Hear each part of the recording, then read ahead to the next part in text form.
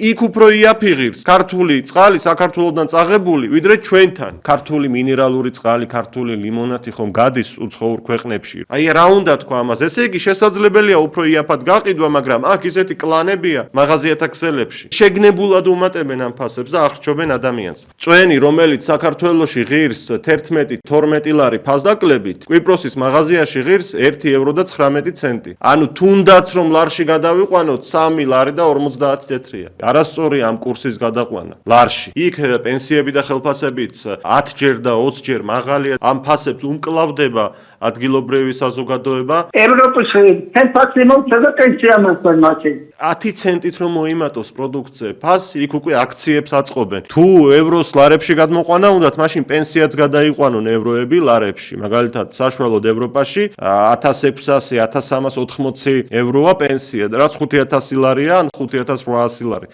და ჩვენთან 370 ლარი, საშუალოდ 400 ლარია პენსია. სუპერმარკეტების ქსელი, რომელიც ფასებს უმატებდა, მოსახლეობამ მის წინააღმდეგ ასეთი რამ მოიფიქრა. ერთი კვირის განმავლობაში არ შედიოდნენ ამ სუპერმარკეტების ქსელში და ძალიან დიდი ფინანსური დანაკარგი მიაყენეს მას. იძულებული გახდა ის მაღაზია, რომ ფასები დაეწია. აი ხალხის და სამოქალაქო აქტივობა ძალიან მნიშვნელოვანია.